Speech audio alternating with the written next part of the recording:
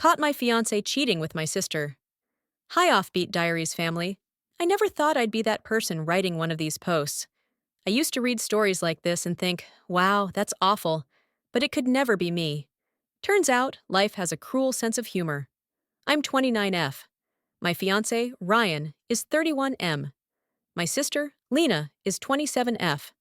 Ryan and I had been together for 6 years, engaged for one, wedding planned for next spring, deposits paid, invitations half designed. The whole dream.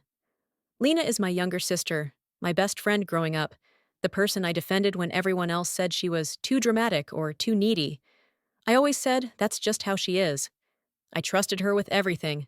That's probably why this hurts the way it does. The first cracks. Looking back now, the signs were there. They always are, aren't they?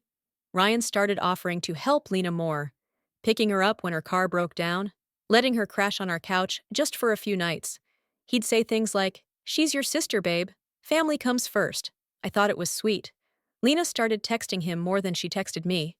I noticed her name popping up on his phone at odd hours, but he never hid it. If anything, he made a show of transparency. See? Nothing to hide. I convinced myself I was paranoid. Then there was the night I came home early from work. I walked in and found them in the kitchen, laughing too hard over something stupid. The way they froze when they saw me should have been my first real alarm. Ryan recovered quickly, kissed my cheek, said, "I caught them gossiping." Lena wouldn't meet my eyes. I asked her later if everything was okay. She smiled and said, "Of course. Why wouldn't it be?" I believed her. The gut feeling, 3 weeks ago, I started getting that heavy feeling in my chest, the one that doesn't go away no matter how much you tell yourself you're overthinking. Ryan became distant, but also weirdly attentive, buying flowers just because, complimenting me constantly, telling me how excited he was to marry me. Meanwhile, Lena grew colder toward me. Short replies, passive-aggressive comments. If I talked about wedding plans, she'd change the subject. One night, I asked Ryan directly if something was wrong. He looked me straight in the eye and said, "I would never hurt you like that." I remember thinking, that's a very specific sentence. The day everything shattered, last Friday, Lena asked if she could come over. Said she needed to talk. She sounded upset. Ryan wasn't home yet, so I said yes. She showed up with red eyes, shaky hands, sat on the couch, and said she didn't know how to say this without destroying everyone. My heart started racing. She told me she had feelings for someone she shouldn't, that it was eating her alive, that she hated herself for it. I asked who. She started crying, and before she could answer, Ryan walked in. The look on their faces when they saw each other told me everything before a single word was spoken. I remember saying, very calmly, "Are you sleeping with my fiancé?" Silence. Ryan's mouth opened, closed, opened again. Lena whispered, "It wasn't supposed to happen." That was it. That was the sentence that ended my entire life as I knew it. The truth comes out, I don't remember screaming, but apparently I did. Ryan tried to explain. Lena sobbed. The story came out in pieces, like shards of glass.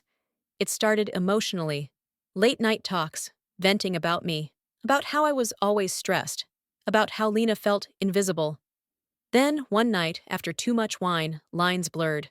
They promised each other it was a mistake. It happened again anyway, for months. In my house, on my couch, sometimes when I was at work. Ryan said he loved me. Lena said she never meant to hurt me. Neither of them could explain why they didn't stop.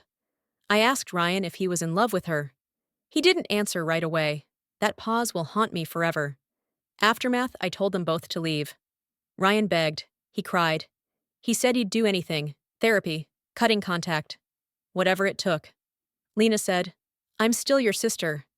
I laughed. A loud, ugly laugh.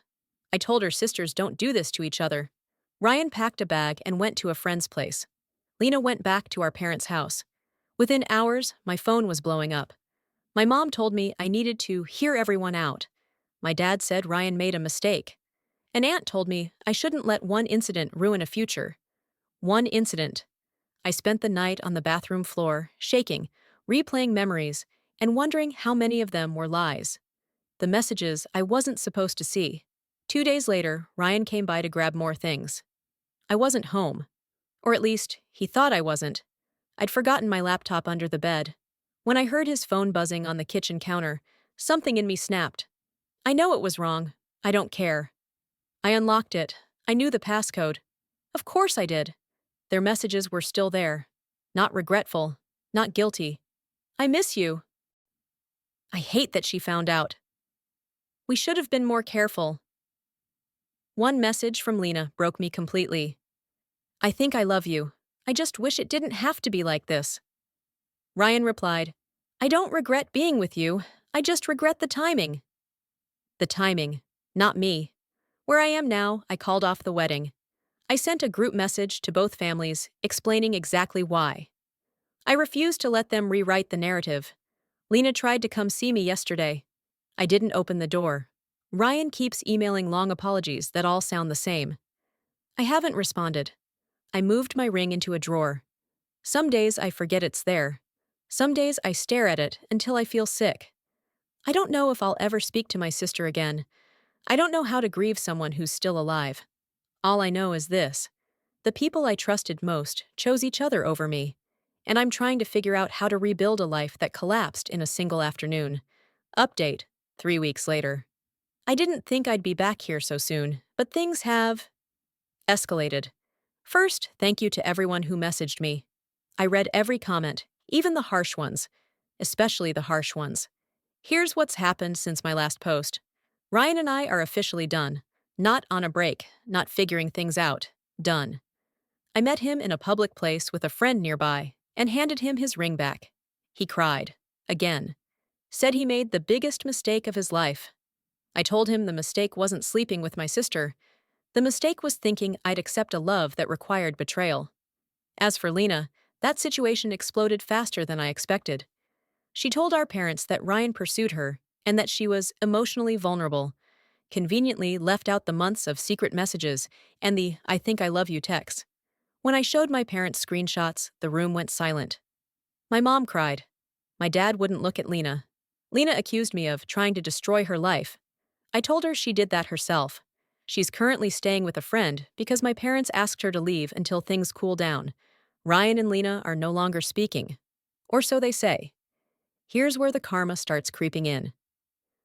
I found out through mutual friends that Ryan and Lena tried to be together openly after everything came out. It lasted 6 weeks. Turns out sneaking around is a lot easier than building something in the open. Ryan's friends distanced themselves. A few of them straight up told him they couldn't respect what he did. One guy dropped out of his groomsman role before I even canceled the wedding and told him, if you can do that to her, I don't trust you around my girlfriend.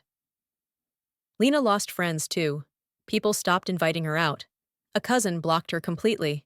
Someone she confided in told her, I wouldn't trust you around my partner. The most ironic part? They started fighting about trust. Ryan accused Lena of being too jealous. Lena accused Ryan of hiding his phone. Both of them suspected the other of cheating. Apparently, the relationship imploded when Ryan reconnected with an ex for closure, and Lena found the messages. I didn't feel joy hearing this. I felt calm, like the universe quietly restoring balance. Final update, 1 year later. It's been a year. I moved out of the apartment Ryan and I shared. I got a smaller place with more light and fewer memories. I changed my number.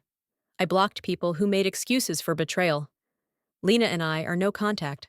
My parents respect it now. They don't push. They don't ask. They've seen who she is when accountability is required. Ryan emailed me last month. He said losing me redefined regret for him, that he's in therapy, that he wishes he'd been a better man. I didn't reply. Because the truth is, I don't miss him anymore. I miss the version of myself who trusted easily. I'm rebuilding her slowly. I'm dating again, carefully, with boundaries, with self-respect I didn't know I was allowed to have. If anyone reading this is afraid to walk away because they think they'll never recover, you will. The people who betray you rarely go on to live happily ever after. The people who choose themselves do. 5 years later, I ran into them. I was grocery shopping when I saw them. Ryan first, older, tired. Then Lena, pushing a cart. They didn't see me. They didn't look happy. They didn't look miserable either, just ordinary. Two people who made choices and lived with them. I felt nothing, no anger, No sadness, just gratitude that I didn't marry into that future. I walked away with my groceries and my peace,